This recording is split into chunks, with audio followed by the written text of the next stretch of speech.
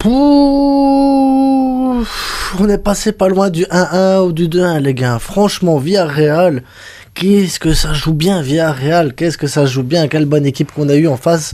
Et ça fait du bien de jouer contre une équipe qui met pas le bus. Maintenant, ça a mis en difficulté le Barça. Et ça nous a montré qu'on avait une charnière centrale de fou. Une charnière de malade. On a vu aussi la connexion Pedri-Lewandowski. Et on en parle tout de suite.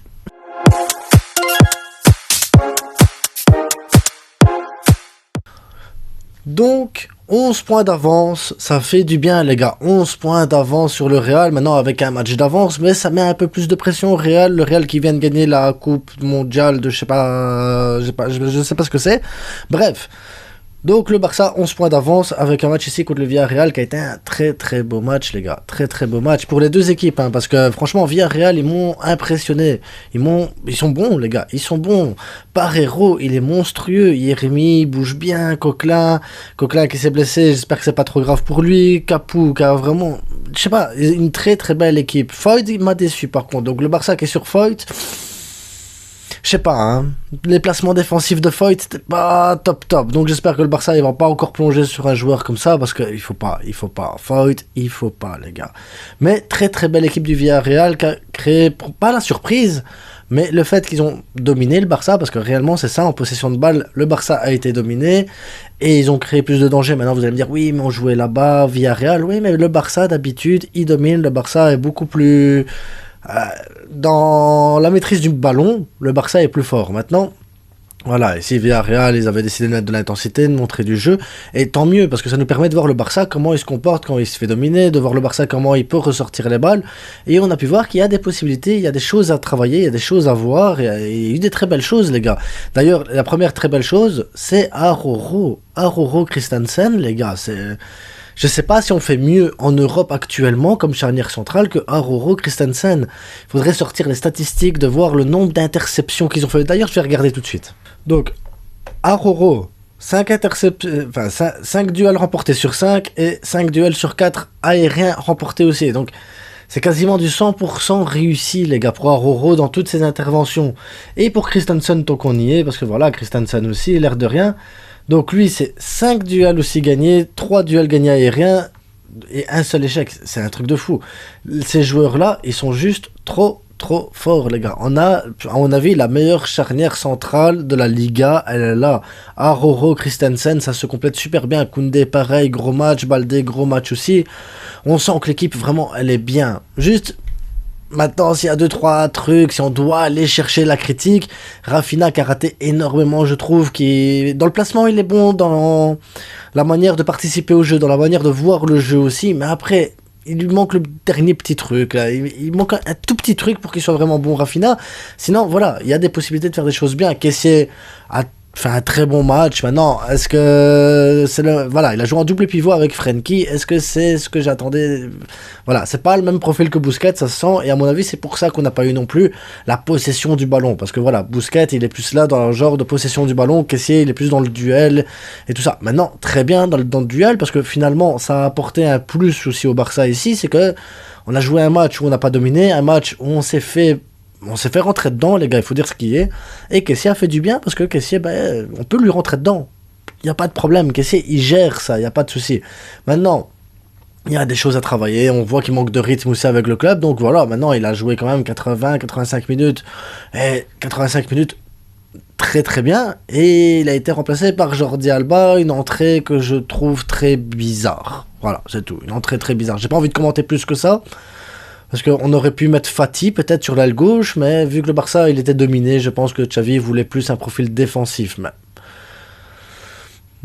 je commenterai pas plus là-dessus. Comme je commenterai pas non plus l'entrée de Ferran, parce qu'au final, pour les 5-6 minutes qu'ils ont joué, ça n'a pas été... Voilà, génial. Par contre, si je dois commenter un truc, c'est Reina, Pau Torres, Raúl Albiol, Parreiro...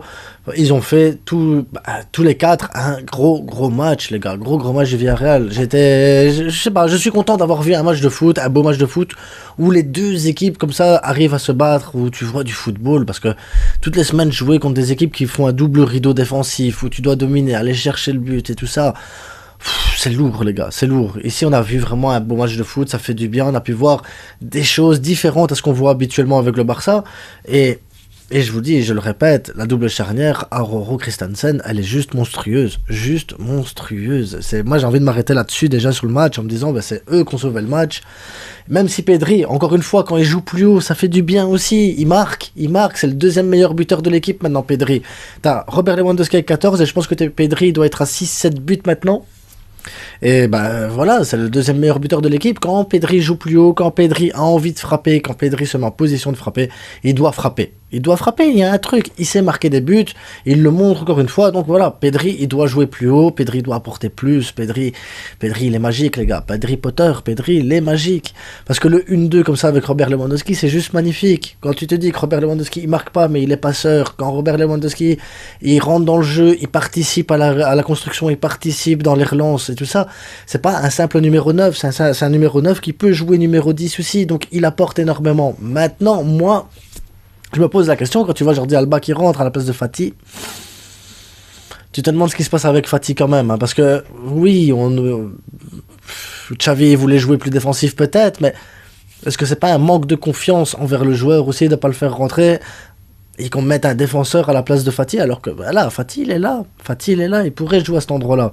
Maintenant c'est pareil, hein, en défense, Baldé, Christensen, Aroro, Koundé, on sait bien que c'est le top, mais qui va remplacer maintenant Aroro la semaine prochaine? Est-ce qu'il va mettre Koundé dans l'axe? Est-ce qu'il va mettre Sergi Roberto? Est-ce que je sais pas comment il va faire Xavi, parce que comment il va mettre les joueurs en confiance, parce que là il y a un problème à mon avis avec le banc, parce que quand on voit que Xavi à la début de saison il faisait les changements à la 60e minute automatique, hop, Ferran pour Rafinha, tout le temps la même chose, tout le temps les mêmes changements, Frenkie qui sortait à la 60e, maintenant il n'y a plus ces changements automatiques depuis quelques semaines.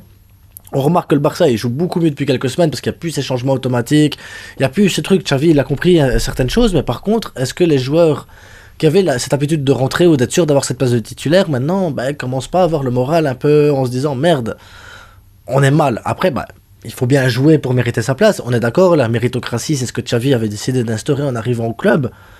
Mais on a un problème de banc, les gars. On a vraiment un problème de banc.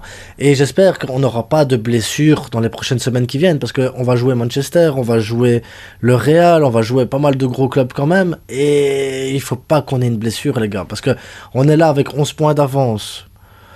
Espérons qu'on gardera les 11 points d'avance après le match du Real. Mais voilà, le Real va sûrement venir gagner. Voilà, parce que Vinicius est en pleine forme actuellement, donc à mon avis Vinicius il va sauver le Real au prochain match, mais ça va être compliqué. Je pense que ça va être compliqué de garder ce rythme-là avec ces mêmes joueurs tout le temps. Moi j'ai trouvé Gavi un peu en dessous aujourd'hui, un peu en dessous, hein, pas dire qu'il est mauvais, parce que il gagne des duels contre des joueurs d'1m80, pas de souci avec ça, mais un peu en dessous dans ses choix et dans ses décisions.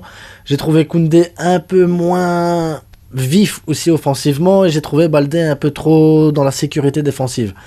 Donc il commence peut-être à avoir une sorte de fatigue qui commence à s'accumuler tout doucement pour les joueurs. Et là, maintenant, on va rentrer dans 2 mois très, très, très compliqués. Il faut pas qu'il y ait de blessures. Il faut que les joueurs sur le banc se mettent en confiance. Donc, il va falloir vraiment, cette Xavi, maintenant, il va falloir travailler pour que tous les joueurs commencent à s'appliquer réellement pour participer au groupe, participer à ce qu'on est en train de réaliser actuellement, aller chercher cette Liga, aller chercher peut-être l'Europa League, aller chercher la Coupe du Roi, la double confrontation contre le Real qui va être hyper importante aussi pour la suite de la saison, pour le moral.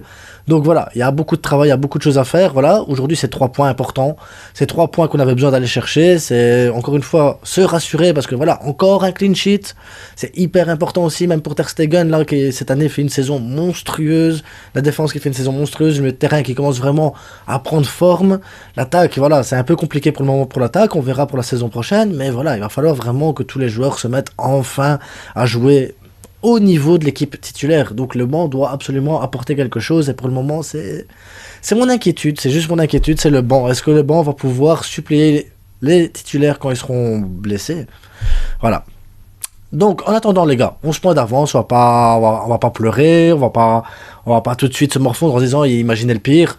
11 points d'avance, 3 points aujourd'hui, une petite victoire, un match compliqué mais qui a fait du bien quand même. On se prépare pour Manchester pour jeudi, et l'avant-match, on se verra de toute façon pour l'après-match du Real Madrid, on se voit pour l'avant-match du Barça contre Manchester, on se voit pour l'après-match, voilà, ça poursuit, les vidéos elles continuent. En attendant, merci à vous d'avoir regardé la vidéo, je vous dis bonne soirée, bonne semaine ou bonne journée, ça dépend à l'heure où tu regardes la vidéo.